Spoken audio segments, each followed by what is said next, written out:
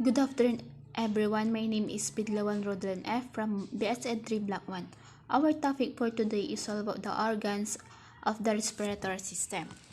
And respiratory system is the act of breathing, the inhaling and exhaling.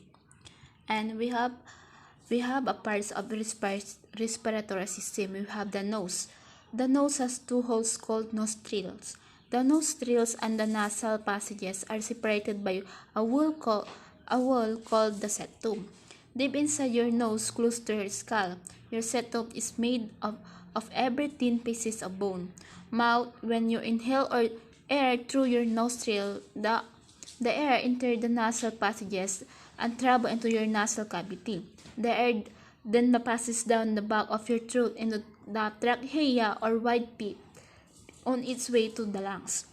Our nose is also two-way to street. When you inhale the older air from your lungs, the nose is the main way for the airs to leave your body. But your nose is more than a passageway for air. The nose also warms, moistens, and filters the air before it goes to the lungs. And next, we have the mouth, also known as the oral cavity. It's a secondary external opening for the respiratory tract. Most normal breathing takes place through the nasal cavity, but the oral cavity can be used to supplement or replace the nasal cavity's function when needed, because the pathway of air entering the body from the mouth is shorter than the pathway for air entering from the nose. The mouth does not warm and moisturize the air entering the lungs as well as the nose perform this function. And next, we have the throat. It's a ring-like muscular tube that acts as the passageway for air, food, and liquid. It's located behind the nose and mouth and connect the mouth or oral cavity, the nose, the breathing passages or trachea or lungs, and the esophagus eating tube. The throat also helps in forming speech.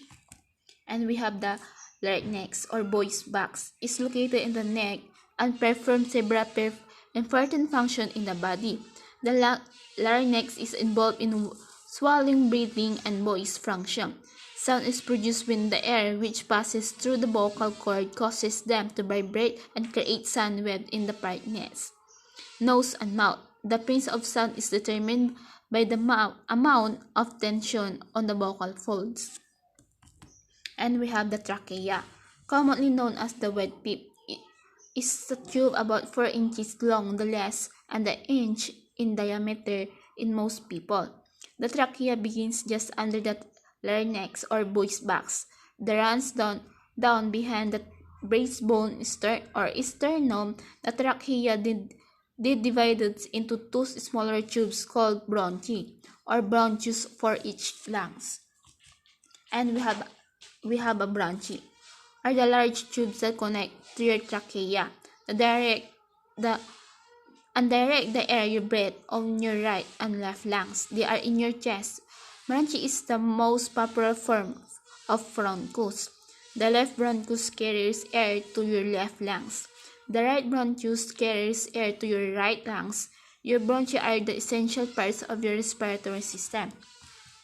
And we have the lungs. The main airways branch off into smaller passageways. The smallest, called bronchioles, lead to tiny air sacs or alveoli.